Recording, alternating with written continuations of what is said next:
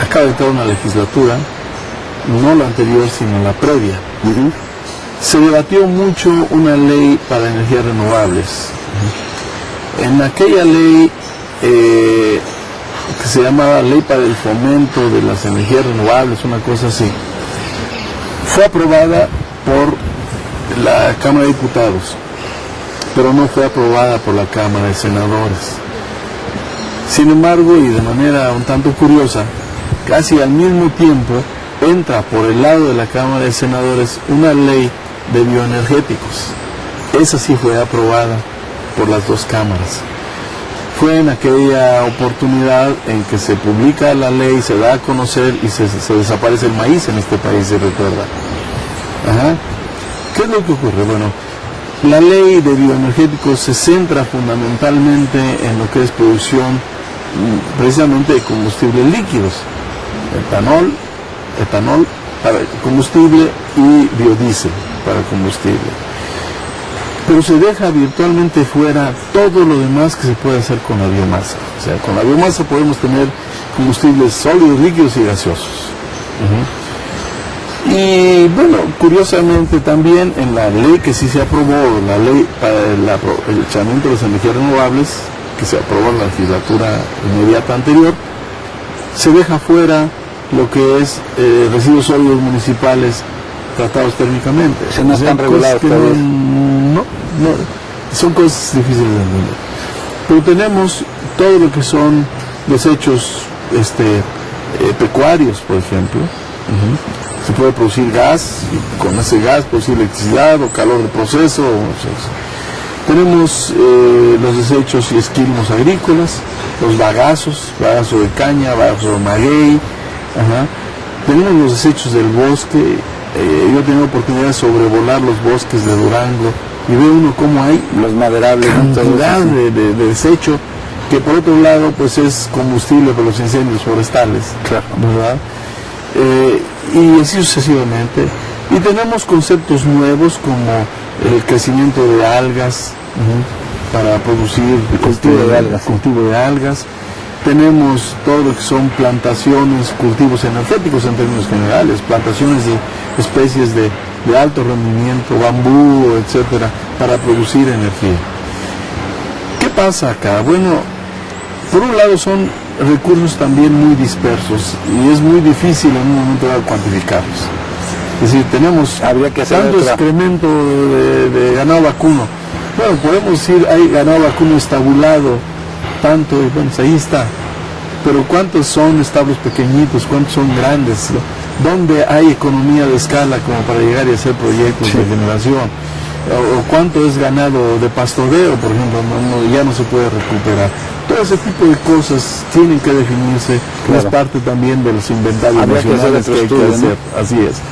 Entonces, sin embargo, bueno, también está todo el nicho de desarrollo tecnológico que poco se hace.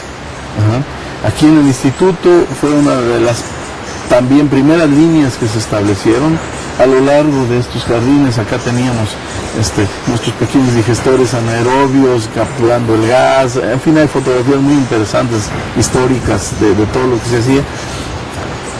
Llegamos a diseñar reactores más avanzados, hacer proyectos en comunidades rurales para demostrar la tecnología, pero todo lo que era extensionismo ya no se dio.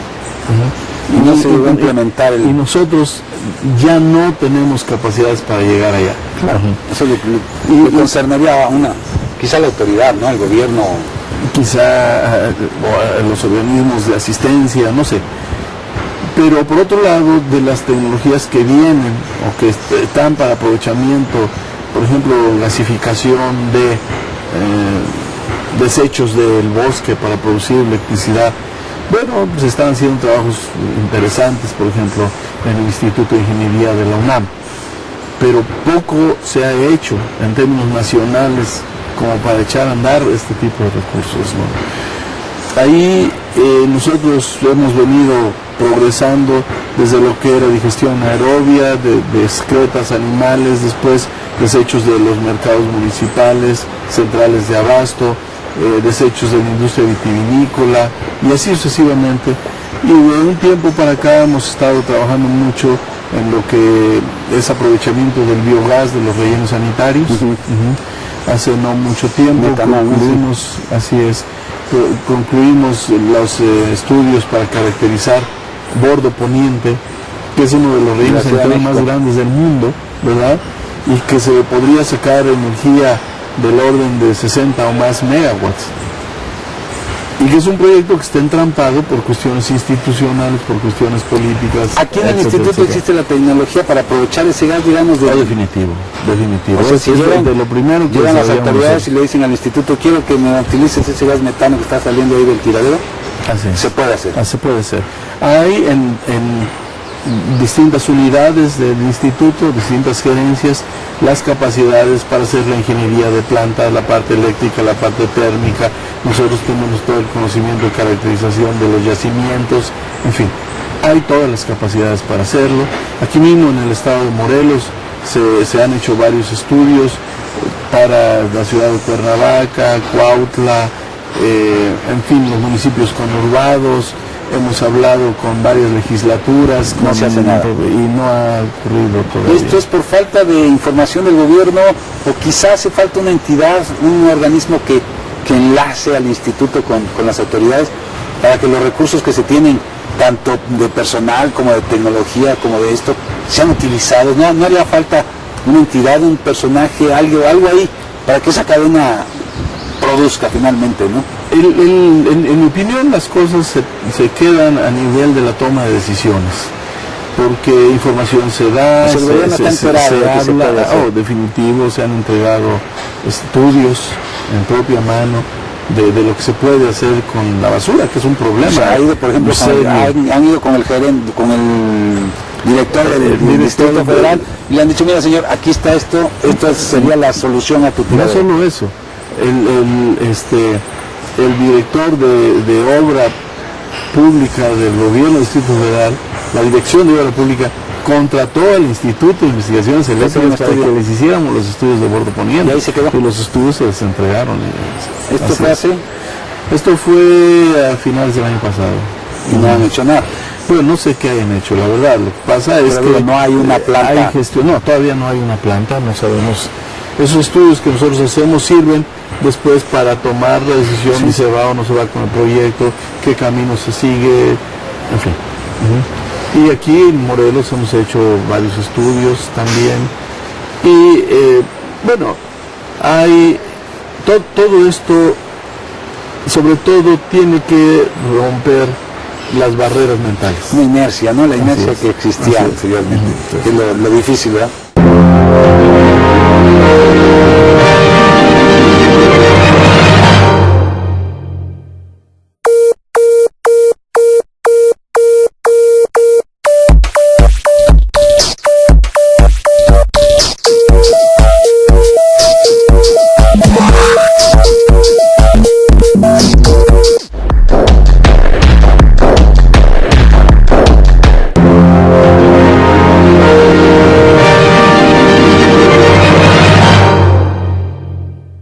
Esta línea, la biomasa, yo suelo decir que es la cenicienta de las energías renovables. Está llena de virtudes, pero no se le aprecia, no se le ve. Sin embargo, tiene un gran potencial para el suministro energético de este país. Claro, basura siempre va a haber, ¿no? Basura siempre va a haber, productos del bosque, en fin, tenemos estos climas maravillosos que nos permiten tener toda esta vegetación. Además el proceso de generación del material, ¿no? En climas muy fríos es como si tuviera un refrigerador. Así es. No se cumple el proceso, ¿no? Así es. Y después se nos antoja que viene la marítima, ¿no? El asunto de la energía, marítima, ¿cómo se le puede llamar? Viene la energía del mar, que son varias, digamos, vertientes lo que tenemos allá. El mar tiene formas diversas de energía que son muy interesantes. La más evidente quizás es el oleaje. Claro. Es algo a lo que todos hemos estado expuestos, sabemos lo que es el impulso de una ola constante, y ¿no? uno dice, bueno, es tal, ¿no? La fuerza, porque se mueven los grandes barcos, ¿no? Y demás. Entonces están olas, hay corrientes marinas, hay corrientes de chorro en el mar, que es por varios fenómenos que se dan. Hay gradientes de temperatura que se pueden aprovechar para generar electricidad. Hay inclusive temas pues que todavía parecieran de ciencia ficción, como son los gradientes de salinidad entre la desembocadura de un río con agua dulce y el agua salada del mar, y son potenciales enormes. Esa diferencia se puede utilizar para... Tremendo. Mi tesis doctoral versó sobre eso hace 30 y tantos años. O sea, desde entonces... ¿Cómo generar energía eléctrica a través de la diferencia de salinidad? Correcto. Entre una parte de la desembocadura y la otra. Entre la desembocadura y el mar.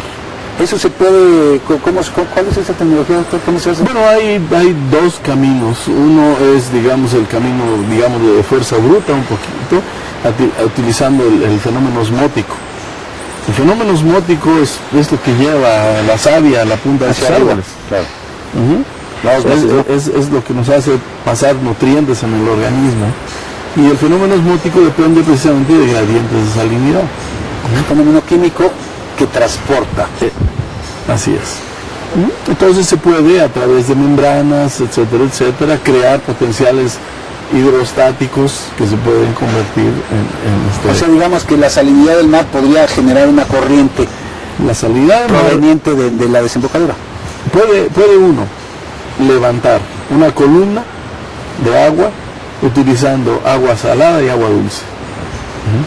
Y después dejar caer esa columna a través de una turbina. O bien puede uno utilizar también los procesos electroquímicos que se dan cuando tiene uno una diferencia de iones entre un líquido y otro líquido, que también se da en el organismo, muchos, el riñón, lo que hace, ¿no? El pulmón funciona así. Y con ello también es posible conceptualizar dispositivos, ¿verdad? ¿Pero qué tan poderosos serían esos dispositivos? Bueno, pueden ser, o sea, el potencial químico que se tiene ahí es muy grande. Digamos, sería como el viento del istmo de Tehuantepec o algo. Podríamos pensar en, no necesariamente, porque no son digamos, potenciales de flujo. No, por eso, pero me refiero, con su tecnología generar. Pero generaría... En estudios que yo recuerdo de hace muchos años se hablaba de que el potencial electroquímico o de presión osmótica de la descarga de los ríos en el mar es similar al potencial hidrostático del propio río. O sea que una hidroeléctrica sería equiparable con una osmótica. Sí, claro. Es otra constitución muy distinta. Sí, es otra tecnología. Pero digamos que en los lugares donde hay desembocaduras, tranquilamente la ciudad podría iluminarse con esa potencial. Podría hacerse. Si ¿existe la tecnología a través? No. ¿Existe todo? Ya, la tecnología se viene desarrollando. He leído que ya por ahí hay empresas que están haciendo los primeros prototipos de lo que estudiábamos hace 30 años, pero todavía no es algo comercial. Y cuando hablamos de fuentes no convencionales de energía, bueno, como eso en la naturaleza hay muchas cosas, algunas conocidas, otras que todavía no conocemos, que seguramente nos van a permitir tener recursos energéticos. Sí, de que hay, ¿verdad? Hay mucho. Este mundo es energía y materia, no es otra cosa, ¿no?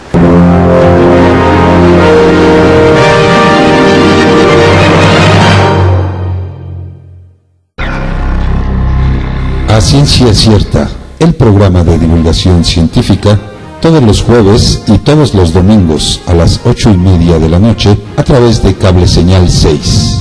Imagínate más.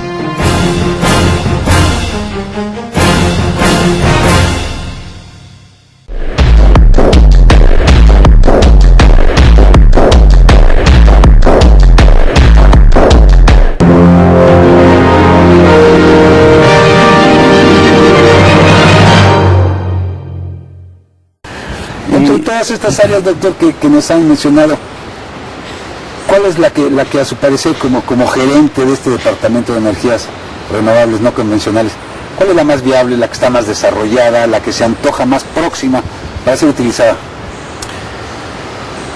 Es una pregunta bien difícil, porque sí, es que la alguna, claro.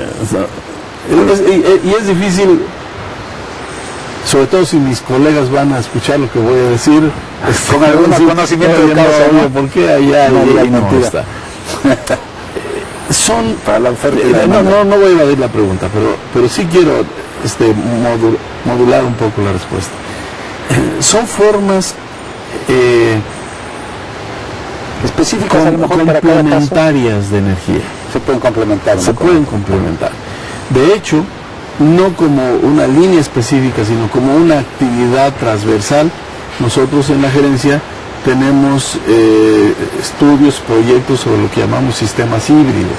Sí, no está peleada una fuente con otra, ¿no? Así es. Claro. Entonces nosotros, en nuestro centro de Oaxaca, estamos montando una plataforma para desarrollar tecnología de soluciones prácticas, porque no he mencionado mucho de lo rural, porque no quiero dejarlo fuera, porque es muy importante, pero soluciones con sistemas híbridos. ¿Qué es esto? Combinación, viento, sol, biomasa, etcétera, etcétera, para asegurar el suministro energético. Cuando no hay una está la otra, ¿no? Cuando no hay una está la otra, se complementan, etcétera, etcétera. ¿Qué estamos haciendo nosotros? Voy a volver a su pregunta, pero ¿qué estamos haciendo en este momento? ¿O qué hemos venido haciendo? Caracterizar procesos productivos desde el punto de vista eléctrico. Si usted dice, bueno, ¿qué hay en una comunidad por allá en San Juan de las Colchas, en la Sierra de Guerrero? Bueno, tienen marranitos. ¿Y qué hace esta gente? Biomasa, ¿no? Ellos, a final de cuentas, viven del marranito. Lo bajan al mercado y lo bajan caminando. Si no lo venden, lo suben más flaco de lo que lo llevaban, sí. Y al final de cuentas acaban comiéndoselo. Bueno, ¿qué tal si esta gente puede hacer embutidos con los marranitos que tienen? Claro.